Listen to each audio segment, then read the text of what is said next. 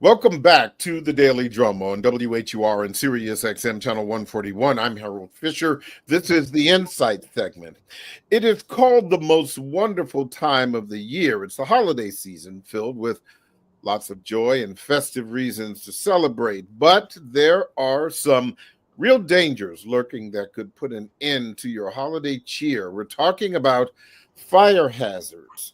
And tonight, we're going to get into best practices and fire safety tips to keep you and your loved ones protected. My guest is the new Montgomery County Fire Chief, Corey Smedley. Chief, congratulations on your appointment. I guess I'm a little late. It's been almost 6 months now, I would imagine, but congratulations nevertheless. Thank you, Mr. Fisher. I'm glad to be here. Sure, no problem. Let me first kind of share a couple of fast facts. According to FEMA, there are about 156,000 fires in the United States during the winter holiday season every year. Nearly 630 lives are claimed, more than 2,600 injuries, and property damage in excess of $900 million. And often, as you know, fires caused by children playing increase during the holiday season. We have seen just this week some unfortunate fire tragedies. In Boyd's 2 days ago, a county resident died in a house fire. In Montgomery County, there was a fire death just last night in Prince George's County. So what is it that during this time of year, in your estimation, is the biggest cause of home fires? There are several. Let me start with what I want people to understand. There are only really three major times in people's lives that they think about fire.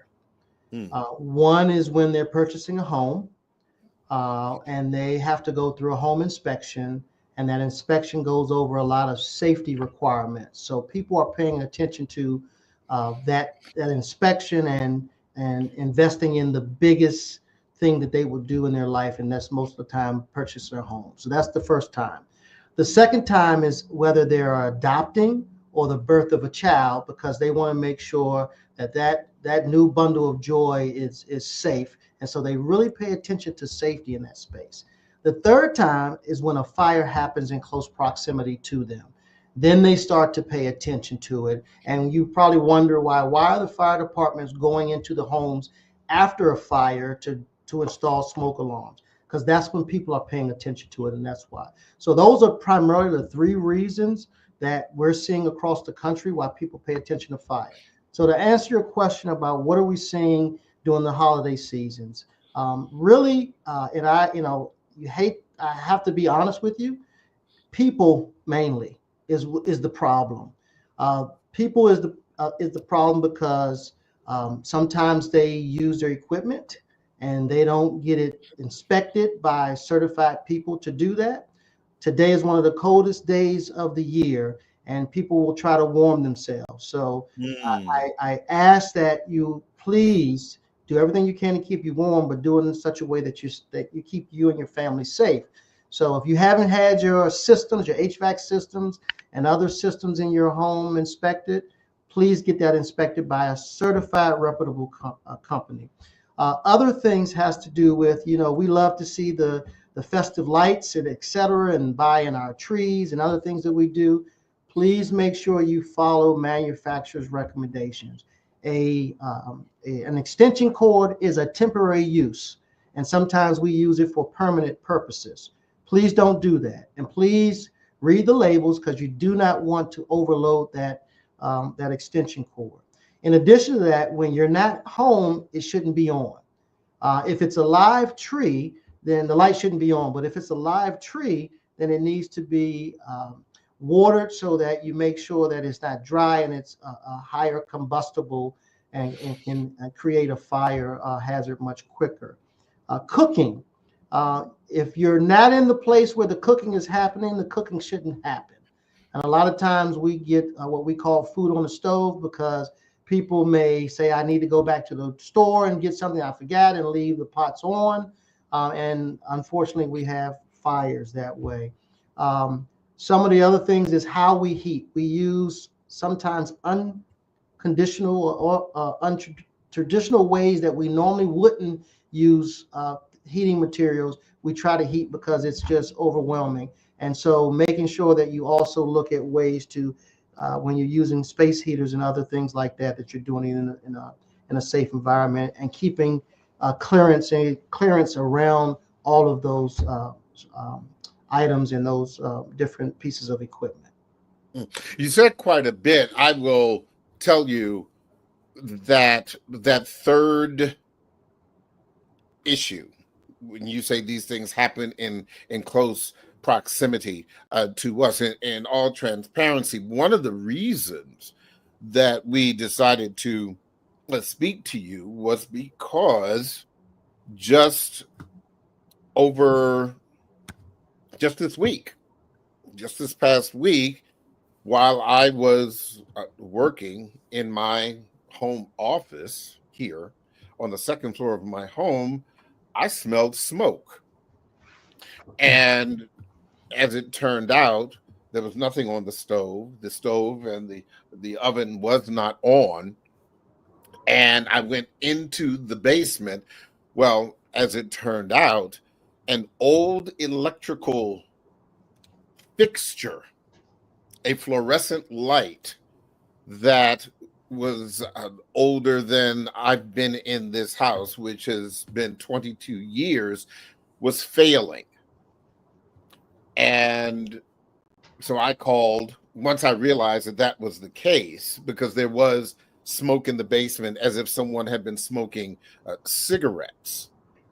And I called the fire department, the Baltimore City Fire Department, which is where I live. And they came in and we turned off the breaker box. They took the light down, and they used, and you probably know the term better than I, that handheld thermal temperature gauge. imaging. Yeah. And the firefighter said to me, he said, in addition to the smoke that we could see, he said, yeah, you're close to 300 degrees. And he said, had you not been home, or had you been asleep, he said, you would have burned your house down. You were just minutes away from a fire. And the thing about it was that I had not really done anything. It's just that the electrical fixture, the light fixture, was old. And just like a lot of things, inanimate or living, you know, when they get old, they have a tendency to break down. Yeah. But that's one of the reasons why we decided to reach out to you, because it was just a reminder, and this is the second time in this house that I've had a fire emergency. I actually had one a couple of years ago, a real one outside with a hot coal from the barbecue. Yeah. So I think you're absolutely right that these are the kinds of things that make us pay attention. Let me ask you, for those who, and we'll get to the children part because I think that is so important, but if you are a single person, or if you are, married or partnered, what are the fire protection basics that you should have in your home? Thank you. So you mentioned as things get older, they start to break down, and the living things, we go to the doctor, we get a medical exam, and they tell us what are the things that we need to do to survive and thrive as you're living. I mentioned earlier, the only time we really get an inspection is when we purchase a home. So you mentioned your home has been there for at least 2 decades. You've been in your home for at least 2 decades.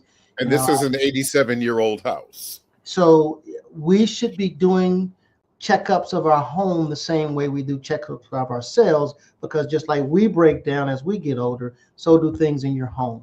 And so I can't tell you how often we talk about that in our industry, about making sure that we get the systems in our home inspected. So that's one thing you can do, that people can do to be safe.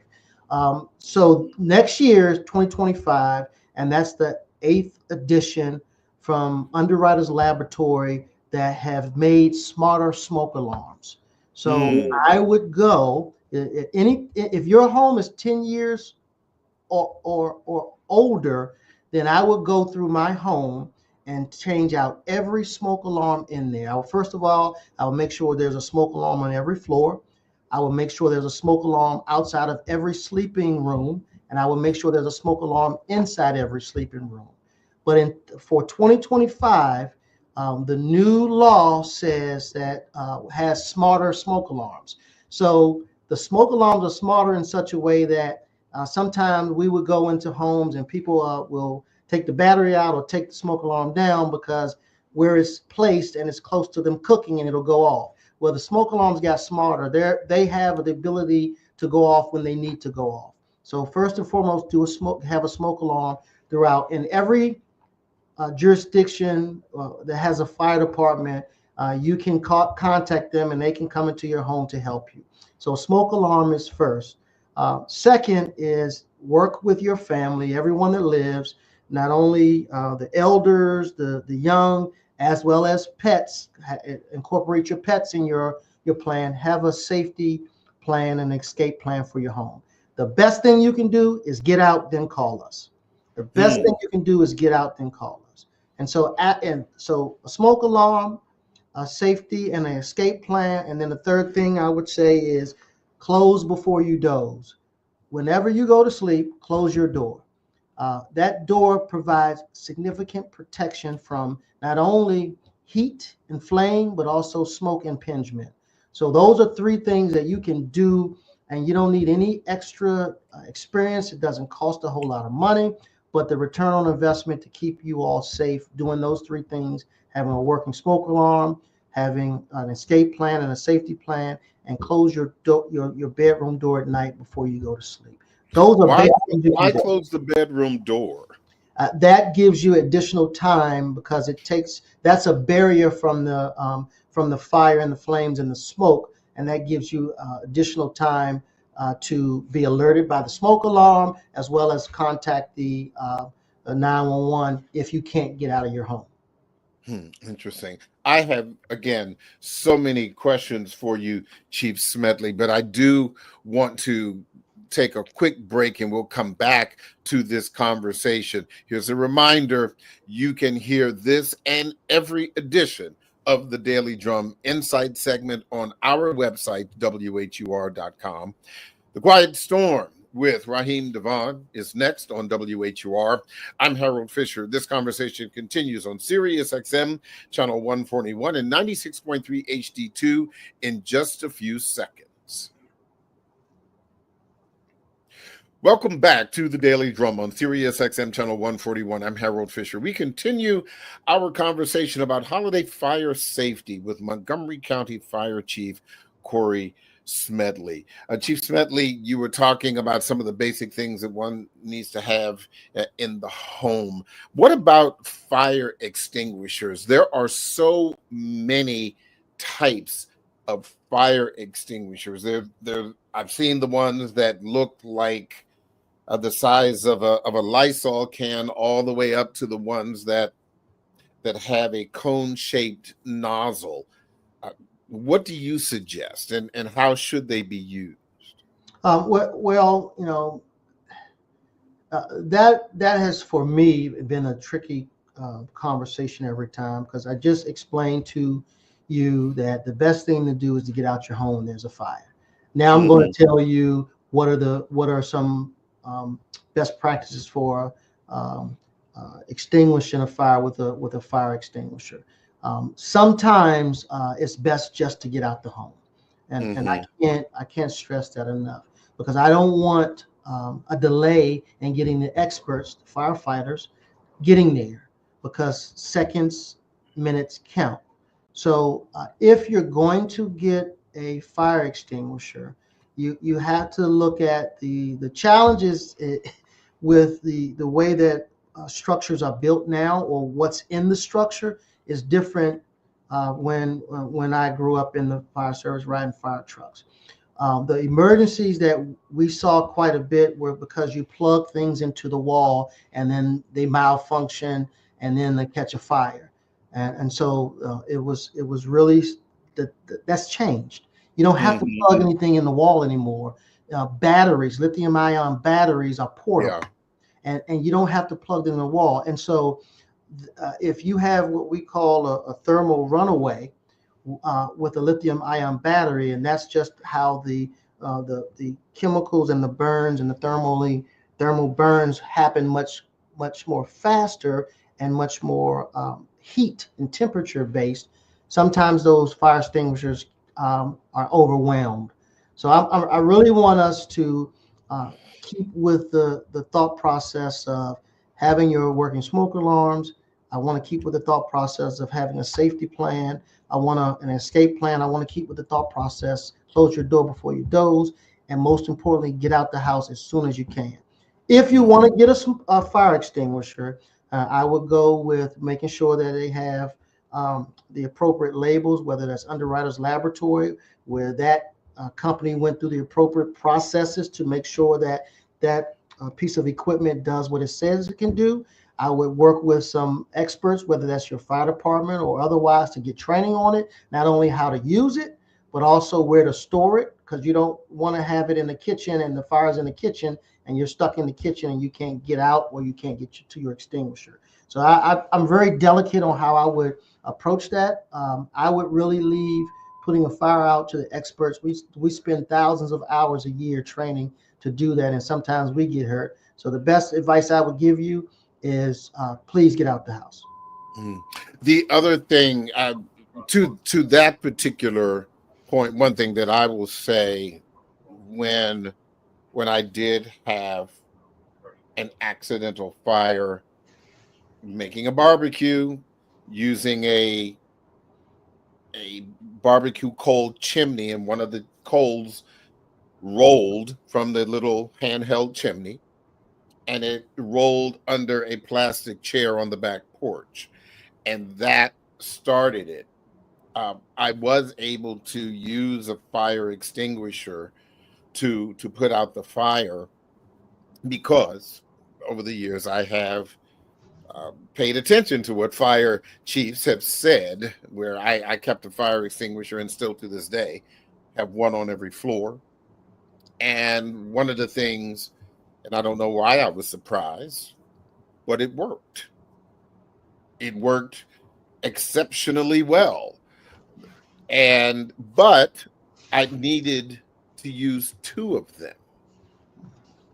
And I think, to your point, I've been, as a resident, as a person who is outside of the professionals, that I was very, very surprised that even a small fire that did nothing more than melt plastic chairs continued to burn after exhausting the very first one.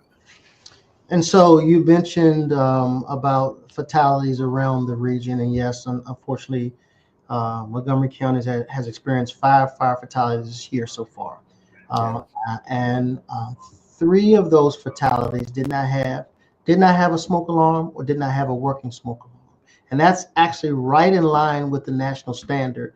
3 out of the 5 fire fatalities throughout the country don't have a smoke alarm in existence or a working smoke alarm. I can tell you, I know in Montgomery County, I can only speak for Montgomery County, the fire fatality that we had, the person was on fire. I don't know the specifics at this point, and we still are going through investigation, so I can't go into details. I don't know the specifics about it, but what I can tell you is that the fires that are happening now are much more faster and they're hotter. And the things that we used to do based on the materials that were in the home, to try to extinguish it for non-experts is much harder. It's harder for experts. And that's why I'm kind of staying away from the extinguisher recommendation, because I really want you to get out. We can replace your home. We cannot replace you. Please get out. Contact 911. And I can tell you, we watch videos on a regular basis. We do training. Today, I just left speaking with the executive director of the Fire Safety Research Institute, who does hundreds of experiments on a regular basis. And we together, my executive officer, sat with him for about 2 hours today to talk over some things that they're seeing in their work, so that we can make sure that we're on the cutting edge of improving our ability to keep you safe. Most of the time when we get the call, what this lithium ion batteries and the other materials in the structure are already well advanced. The fire is already well advanced. Outside of the lithium ion batteries, because we've all seen the reports of these things happening on airplanes and in office buildings where there are a lot of computers and the like. But what other materials in a home, particularly perhaps a modern home, cause fires to move more quickly and burn hotter? So it's different types of plastics. So when I was young and my mom asked me, she wanted to move the family room around, and I had to help move the couch around. It was pretty heavy because it was wood, and you knew what the chemical breakdown of the wood is. What they're building, different things and items in your home, they're building them sturdy, but they're building them more efficient and cheaper.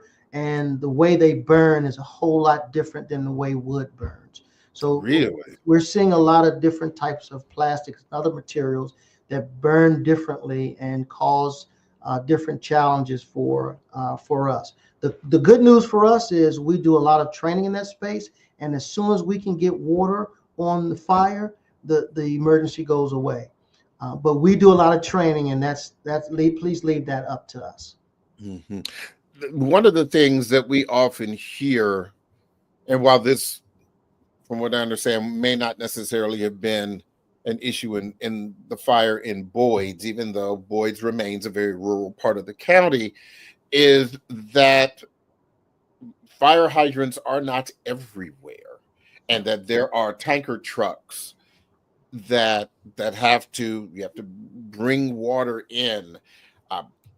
From your experience, not just here in Montgomery County, but of course you were in Alexandria before getting this appointment. What is your experience with those tanker trucks, and are they as efficient as you would want them to be? So there's I was also in Prince George's County. We are working right now in Montgomery County, where the Insurance Service Office, they come into jurisdictions to do a public protection classification rating. And they look at, because Montgomery County has kind of urban, suburban, and rural, they look at all those aspects of that. We do a lot with rural water supply. So those tankers help in those spaces where there is not a domestic infrastructure for water. And we do a lot of things from tactics in our training. We do a lot of things with how we deploy our resources. And then we look at other aspects that I've had experience where we have worked with public-private partnerships to build underground storage water tanks, so that in certain areas that we know are prone to be without domestic water, that we have enough water to extinguish a fire. So they are efficient as long as you have the appropriate training, which we do. They are efficient as long as you adapt your policies and tactical operations that way. They are efficient as soon as the emergency happens, that the fire department is notified, so we can start deploying, so that we can get water. We call it fast water. We want to get fast water to the fire, because once we get fast water to the fire, the temperature goes down, the fire goes out, the emergency goes away. Hmm. Let's talk a little bit more about home safety. I mentioned, of course, if a person is single or if they're partnered or married, uh, but how do things change when there are children in the house as far as uh, the fire safety plans? Oh, that's absolutely. So we the fire service in general, we had a lot of discussions around COVID because the kids were not in school and some parents had to work. So you had more kids at home cooking on the stove, trying to do their work. There are a lot more electric devices used in the home with multiple kids. So again, that's lithium-ion batteries. So we've done a lot of work. Actually, we do more work in the schools than we do with children than we do with adults. How many times at your place of business have you seen the fire department come in and do safety talks? Quite Hmm. not often.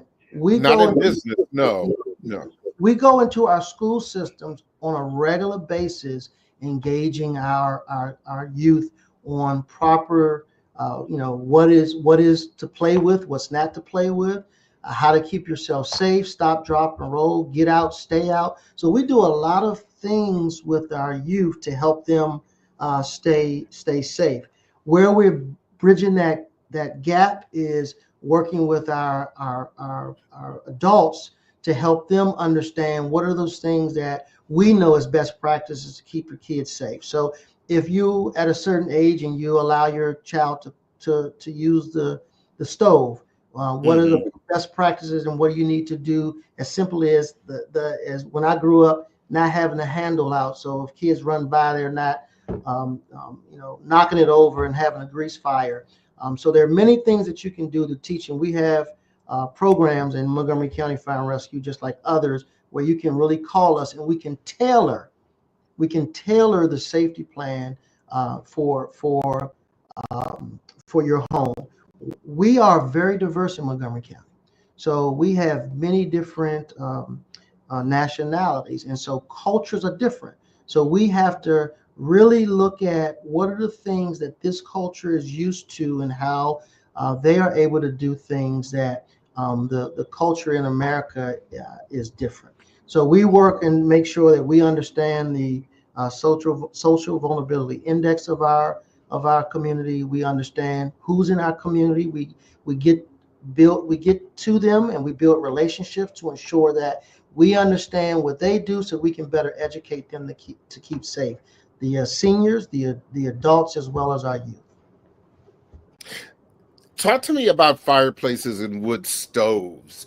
Those wood burning stoves have become particularly popular for people who install them. They keep your house really, really warm. But what kind of safety advice do you have for those who use wood stoves and particularly this time of year, wood burning fireplaces?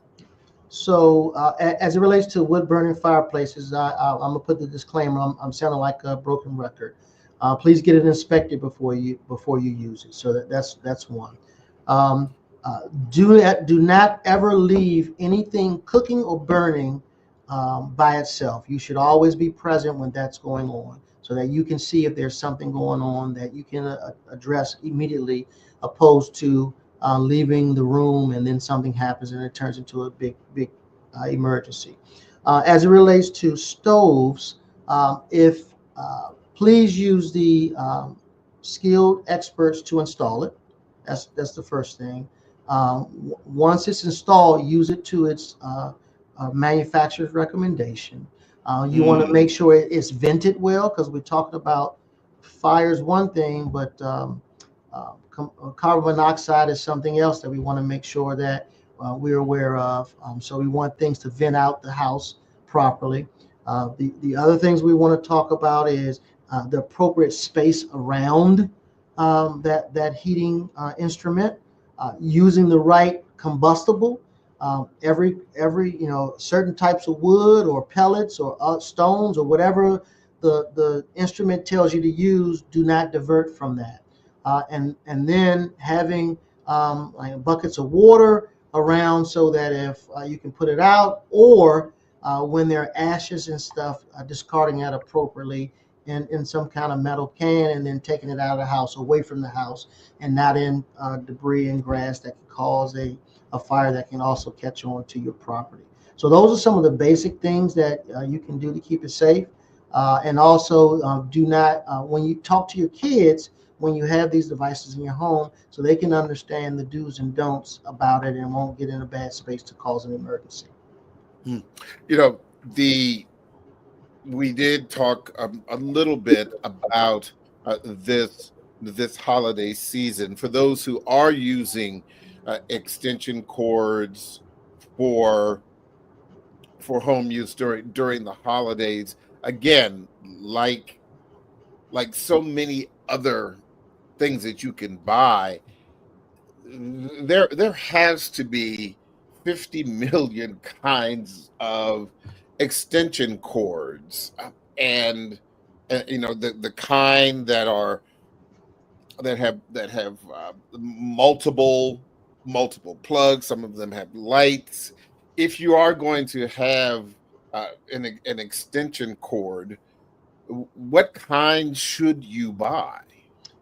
Again, the extension cords are temporary. I can't stress that enough. They're not for permanent use. So they shouldn't be used 365 days, 24 hours a year. They're simply for temporary use for whatever reason. I would, again, make sure that you see the appropriate labels on the piece of equipment, whether it's the underwriter's laboratory, for example, to ensure that it went through the proper testing. I would also, wherever you purchase it, whether you're at your normal hardware store, I will go into that part of the store, the electrical part of the store, and ask for the appropriate recommendations based on what you're using it for, so you won't overload it. And I would also make sure it's a surge protector, so if something happens, it'll cut itself off, just like a circuit breaker. In a circuit breaker in your home, if there's a malfunction, as a safety piece, that circuit breaker will trip, and that's similar to what a surge protector would do. So I would take all those types of things and make sure I use it to manufacturer's specifications. And then again, when you leave the home, they should not be used when not appropriate. They should be turned off and unplugged. So here's another really important thing, and this just kind of occurred to me. A lot of people are doing vacations out of town. What do you recommend if someone is going to be gone for a week, let's say? Is there a series of things that they should do when their home is going to be unoccupied to prevent them from coming home to no home? Yeah. And so, I can tell you some of the things that I do. I make sure that I have a trusted agent as a neighbor, family member, that can check on my home. I want to make sure that things that don't need to be plugged up are unplugged. So toaster ovens, coffee pots, whatever those things are that don't need to be cut on because you're going to be not using it for a while, I would unplug those things. I would also go and check to make sure, if I have a fireplace or a stove that is totally out before I leave the house, I would make sure that I don't overrun my heating and air conditioning unit. I would turn that off or down so that it's not running and the motor can get into a bad space and overheat. I would check all my filters throughout the home. I would turn off lights and et cetera, so that it won't overheat. I would make sure that the stove is off, the appliances are off. I would make sure that quite often these people think of, you will be surprised how many batteries exist throughout your home. So I would really evaluate, what do I have we have chargers all over the place. And sometimes these batteries don't need to stay on a charger, and they can overheat that way. So I would also look at what are those things, whether there are charging stations, phones, laptops, et cetera, that I normally have on a normal basis, that those are unplugged and turned off. So and on a hard surface and not on something that they can catch fire. on a rug, carpet, bed, or anything like that. So those are some of the things that I would do. That's interesting because I'm just kind of again playing back in my own head some of the things that I have. I do have, and when I finish this, I will go and unplug it. But I do have a portable phone charger. It's about the size of my hand, and sometimes I leave it plugged in even after it has already charged. And the more I think about that, because when it is plugged in, it's warm. It's not hot, but it is warm. And again, who knows how long it may take for it to get hot, or how old it has to be before it gets hot. So certainly something to think about. I did want to ask you about a non-fire safety issue. As you know, recruitment for public safety is a big issue. Fire, police, etc. Mhm. Can you talk to me a little bit about your efforts and what your plans are in Montgomery County? What are the numbers like? Are you concerned about where they are for firefighters? So so I have a combination system, which means I have a volunteer system consisted Hmm. of 19 local uh, fire rescue departments that are volunteer, and then I have 1,390 sworn um, firefighter paramedics in the organization. So our department is about 2,700 personnel with career and volunteer. I can tell you on the volunteer side in Montgomery County and in the nation, we've seen a decline in interest in volunteering. On the paid side, in Montgomery County as well as the nation, we've seen a decline. Right now, we're in a pretty decent place. I am still evaluating. I'm a little over 5 months here. So some of the things that we're working through is revamping our strategic goals around recruitment and retention, looking at some of those. What are we trying to achieve in Montgomery County Fire and Rescue as our recruitment efforts? I can tell you, I'm really focused on making sure that it's an inclusive organization for everyone. I know that I want us to be in a better place with women in the fire service. I started the fire service because of a woman. My sister was a firefighter before me, and she got me Hmm. interested in the fire service. And I can see now that we have an opportunity to improve in that space. Montgomery County, as I mentioned earlier, is one of the most diverse counties in the country. Yes. Unfortunately, our department doesn't reflect that. We will work to improve in that space, and that's one of my goals. The other thing is we are looking at our um, the the generation of fire service coming in are between 18 and 25 years old. So I have to really work with the team to understand that generation and what makes them tick, to help them and to make sure that we are marketing ourselves in a way that is attractive for them to want to have Montgomery County Fire and Rescue as a destination. So we're looking at how to be more nimble and efficient and contemporary with our processes to ensure that we get the best people to want to serve in this great department to serve this community. You made reference to working in Prince George's County as well as in Northern Virginia and now in Montgomery County. So you've been around this business for a while. Why do you suppose that the numbers, not just in Montgomery County, but just across the country, are down?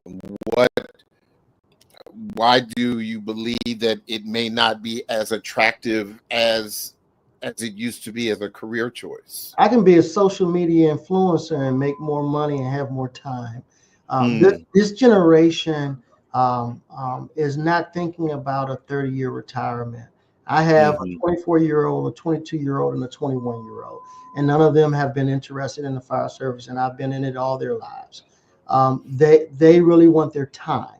I know when I was riding fire trucks, when the fire chief presented something, we understood it, we researched it, and we executed it. As a fire chief, I get more questions from frontline personnel than I ever had the opportunity to provide. So they want to be able to provide some input and ownership into what the future looks like in the organization. So we have to change a little bit as well, us older people in the fire service, and be more nimble and come into more contemporary times of how we are able to attract new, eager first responders to help us. And I think some of that is really understanding their culture, and some of that is having the courage to change who we are, not losing the values that we have and the values that the community trusts in us, but really taking a hard look at ourselves to evolving to make sure that we're doing things that are attractive for this new generation to come into the fire service. Interesting. Yeah. And even as people change, the reality is that, fire is fire. It has not changed. It still remains a danger to individuals and the community. And we certainly do need people to be willing to join those services to help protect vulnerable communities when it comes to fire safety. Chief Smedley, again, congratulations on the new job. I appreciate you sitting down and talking with us. Happy holidays to you and safe holidays. I appreciate your time, sir. Thank you. And as a last note, please, if you're interested in becoming a firefighter or paramedic, consider Montgomery County Fire and Rescue Service. We're hiring. Well, thank you, sir. I appreciate that. That is the Daily Drum for this Thursday, December 5th. I'm Harold Fisher.